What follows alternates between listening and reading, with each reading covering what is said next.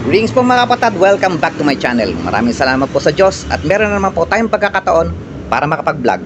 Kung bago pa lang sa aking YouTube channel, welcome sa Kuya Makel. Today is a very special day mga kapatid. Kasi ngayon, ang anniversary ng aking Toyota Corolla XL 2E engine na USDM po yung ano niya. Yung kanyang mga bumper, ayan, yung kanyang style, USDM po siya. Yes mga kapatid, 5 years na ang aking Toyota Corolla. Kaya ngayon, kakamustahin natin siya ano nangyari dito after 5 years ang ating Toyota Corolla. Yan, para at least lalo na doon sa mga interesado na bumili ng XL na 2E na Toyota Corolla, kakaroon na kayo ng idea. Pag bumili kayo ng ganito, baka sakali ito yung magustuhan nyo na sasakyan. Okay, siguro umpisa natin sa appearance. After 5 years, ayan, ganyan pa rin po mga kapatid ang itsura nya. Ayan, very presentable pa rin naman yung paint nya. Hindi naman siya yung totally na shiny paint, pero ayan mga kapatid, nagkaroon nga lang siya ng konting minor accident, ayan, na isabit ni bayaw. Pero hindi naman ganun kahalata. Ayan, ito po mga kapatid ay hindi nakatint. Hindi po yan nakatint dati nang binili ko. Pinatint lang namin dati all black para meron kaming privacy. Yan. Kaya lang nahihirapan kami sa gabi. Ginawa namin, pinalagyan namin ng blue tint na clear. Yan. Para hindi kami nahihirapan sa gabi mag-drive. Ngayon ang linaw-linaw na. Dati kasi napakadilim. Ayan. Ito mga kapatid, nang nabili ko, ganyan na yung mga gulong nya. Naka Yokohama tires.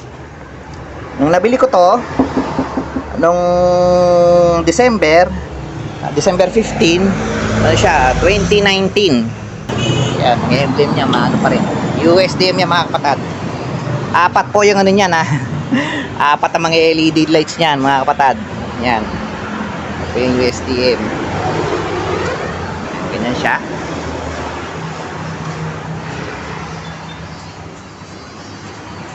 Tingnan natin yung trunk. And syempre, ayan, mga bubot ng aking misis. Dahil ito po ay daily ride po ito ng aking asawa. Ito yung service niya. Ayan. And sunod naman itong mga pinto. Sabi nga ng mga, minsan sinabi ng pantas si Sir Zach, pag bibili daw kayo ng second hand, kailangan daw ang pinto ay parang rep. Ayan, para kayo nagsasara ng rep. Ganyan. Yan, naayos ko na po yung yan, yung kabila.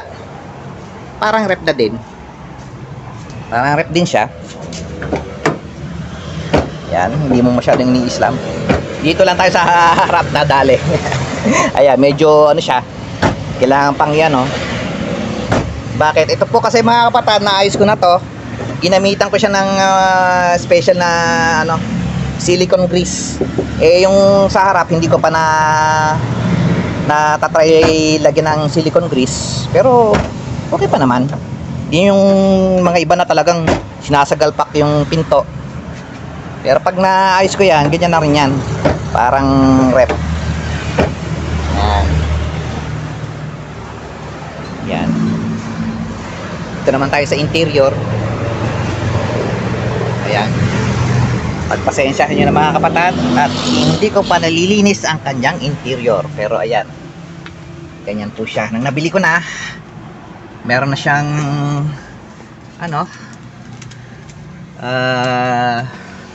RPM gauge.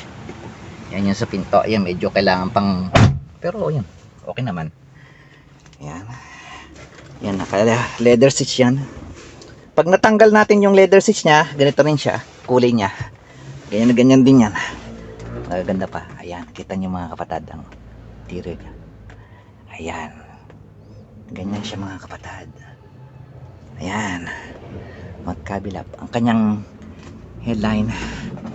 Kita niyo fresh pa. Fresh pa yung ano niya. Fresh pa. Dashboard, walang cracks. Yung mga niya fitted. Yan, halagang 85k. Ganyan ang nakuha ko. Ayan. Ganyan siya. Then, nasa niya aking susi. Andali lang. And ayan, nahanap ko na rin yung aking susi. Ngayon. After 5 years, ganito pa rin. Walang apak-apak sa gas. Yan. One click pa din. After 5 years. Ayan. Pakita ko yung kanyang mga accessories. Yan. Panel gauge niya, medyo malabo pa. Actually, nang binabili ko malabo yan. Nakailaw na yung ilaw, na ano niyan ha. Yung ilaw niyan. Malabo pero yan. Isa sa mga gusto kong ano. Papalitan ko pa ng mas magandang LED. Kanyang panel gauge. Ayan ang RPM. Yan. Yung mga kapatado. Ano agad siya. 1,000 agad siya. At ang ating head unit. Ayan. Ano ba to? Ayan. Ayan. Dati yan mga kapatid, dito nakalagay. And then nilipat ko lang dito. Ayan. Tapos accessories natin yan. Bumili ako ng ganito. Oh. Sandali lang at baka tayo ay ma-copyright. Ayan. Ayan. Ganyan po mga kapatid na aking ito rin. Aking ilaw. Aking rear view mirror. Ayan. Ayan. Aking head unit. And syempre aking aircon. Ayan. After 5 years ganyan siya. Ayan. Manibela. Ito hindi, alam ko hindi ito yung stock na yung manibela niya. Yan, paki-comment na lang. Nakalimutan ko yung ano nito eh. Ayan. Ganito siya. Mga 3 to 4 minutes bago magano yung kanyang cold start pag automatic. Ano po yan eh. Ayun, kita nyo mga kapatado. Pag ano ko, biglang bumaba sa 800, 900 RPM. Yan, bumaba yung kanyang RPM. Yan, kita nyo mga kapatid. And syempre, after 5 years, malakas ang kanyang aircon. Ayan. Ay, sarap. Ayan, malamig. Maraming salamat kay Sir Dennis Mendoza. Ayan. Ayan, panoorin nyo kung paano ko napalamig ang aking aircon. Malamig siya kahit ano. Tanghaling tapat. Ayan. And then, tignan natin sa harap.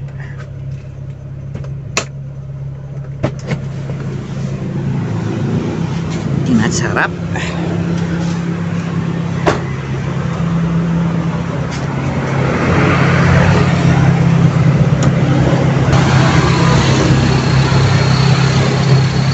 Ayan, maingay ang kanyang ano. Ito, maingay. Pero, ayan. After 5 years, ayan, ayan. Okay pa rin naman ang kanyang makina. Dati nasa mga 150 PSI, 152 ang average nito eh. So one of these days gagawin tayo ng ano. Tingnan natin kung after 5 years ano na ba yung ano niya, kung presyo ng makina niya. Ayan. And tingnan natin yung likod. Ayan. Ang interior sa likod. Ayan mga kapatid. Ayan. Ay, ang lamig. Umabot ang lamig sa likod. Ayan. Mga kapatid. Ayan, napalit kami ng isang set ng Yokohama tires. Ayan ang ating gulong. Blue Earth. Tapos siya ay 175 65 R14. Mags ko ganito. Ano siya? Pang Gen 2 na Vios Batman. Yan. Ito, bago lang ito mga kapatid. Ayan. Papalit lang po niyan. Ayan. Hindi na itong mga gulong mga kapatid, umabot sa akin ng mga kulang-kulang 5 taon bago napalitan. Yan. Mga 4 na taon mahigit bago napalitan yung aking gulong. Kaya masulit na rin kahit medyo mahal to. 3.5 eh. Mga 3.5 isa nito eh. Ayan. Pero tipid na rin kasi yung tagal niya na. Tsaka ito mga kapatid, nakaranas sa loob ng 5 years, nakaranas lang ako ng flat nito. Nakaranas lang ako ng flat niya isang beses lang. O yan. Ayan yung camera sa likod. Ayan yung tambucho.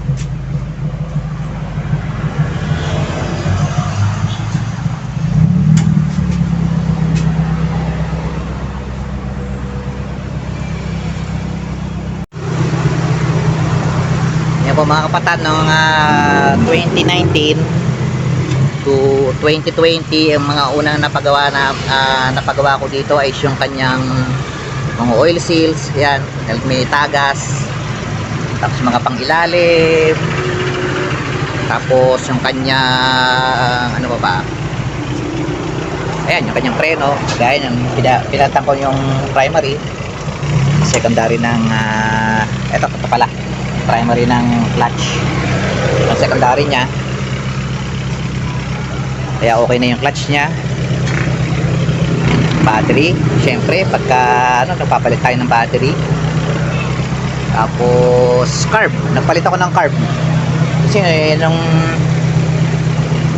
nabili ko to, hindi gumagana yung kanyang secondary, kaya bumili ako ng carb. Then ngayon yun nga, pinaayos ko yung kanyang aircon. Ayan, kaya malamig na. Sinabay ko na rin yung cooling system nya. Yan, para kasi hindi lalamig ang aircon kung may problema yung ating cooling system. Ganun din naman, magkakaroon ng problema ang ating cooling system kung may problema sa ating aircon. Kaya pinagsabay ko na siya. Ayan, palit na rin ako ng bagong ayan, fuel pump, nagpalit na rin ako. Ayan. Tapos pinalitan ko yung mga valve seal, ginawa ko dito.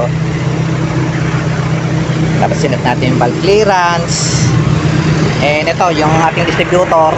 Yan, mali yun nga, gaya ng mga previous in-explain ko na yung laman nito. Ito ay Maxim na distributor.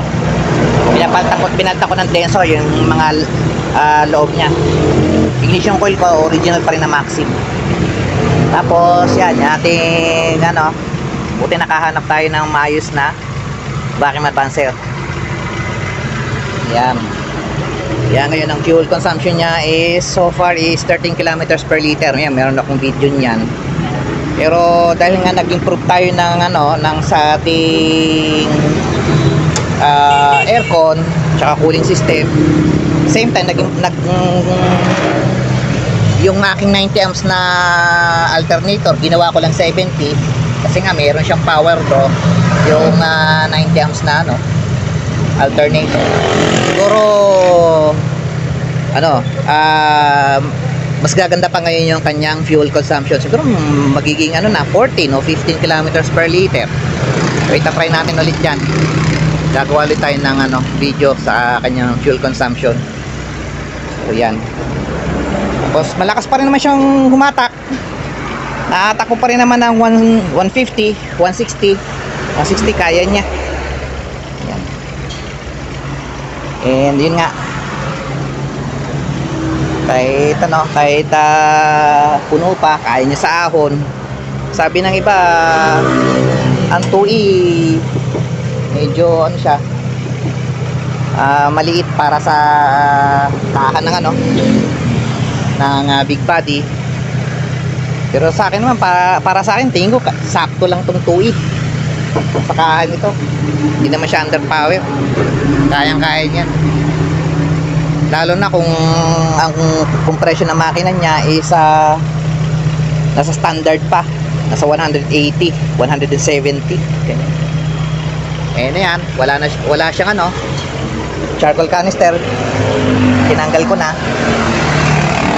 Saka ko na lang ako magkakabit ng charcoal canister kasi gusto ko bagong charcoal canister tsaka yung bago yung kanyang solenoid. Ayan.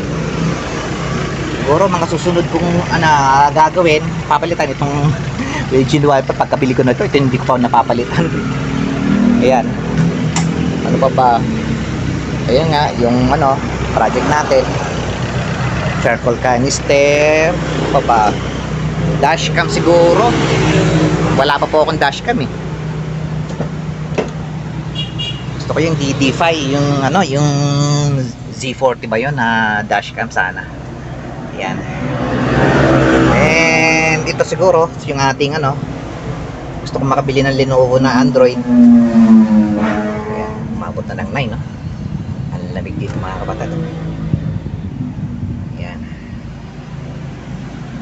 And yung niya. Odometer niya. Yan ang aking ay lang. Ito, California scent ng kalimitang ko. Yan, mabango pa rin siya. So, yan mga kapatid. Alam ko, enjoy ko pa to. Itong Corolla ko na to.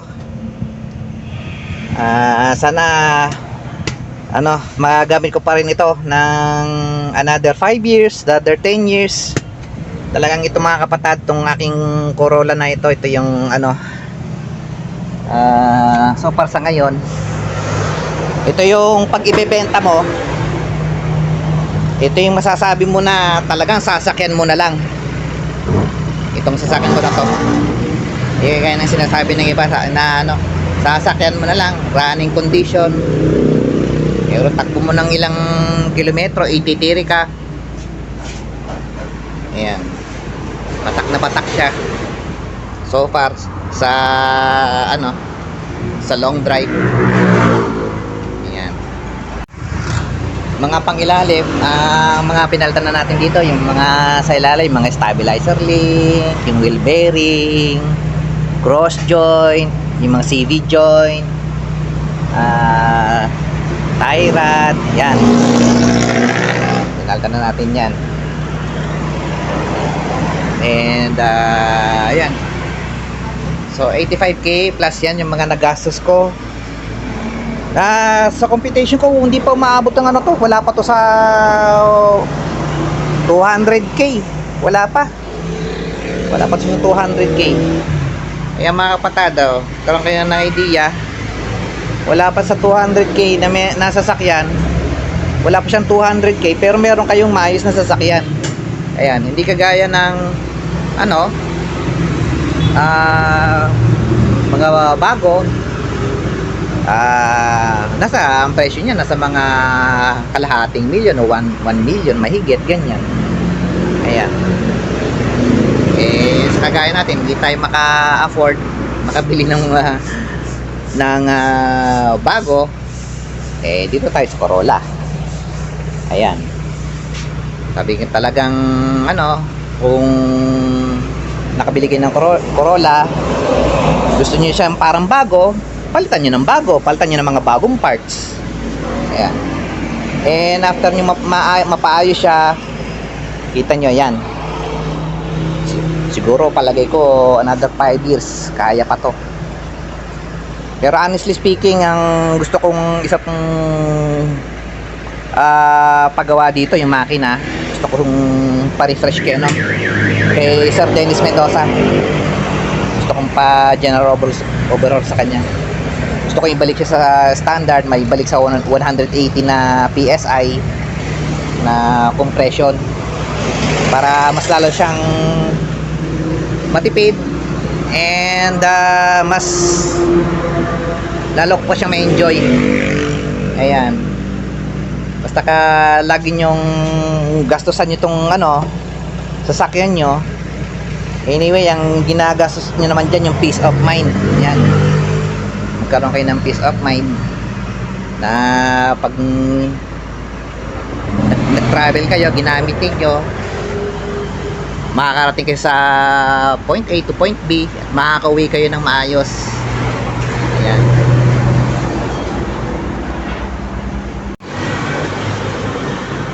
So yun po mga kapatid, ano sa palagay nyo?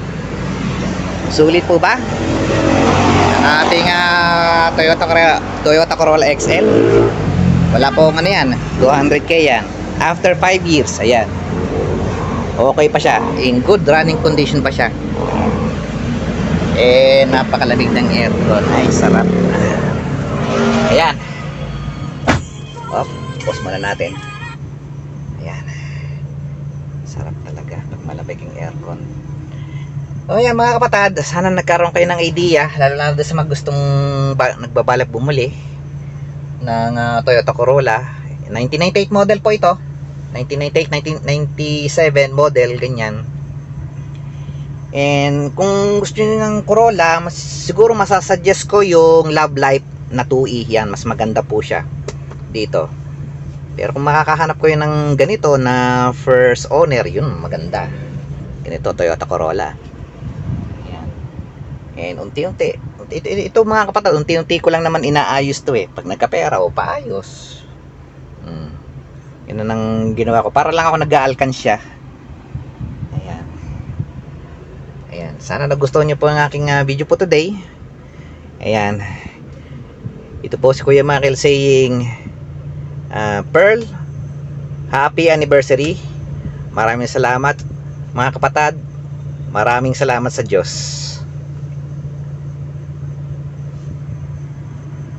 Lamig. Ay. Sa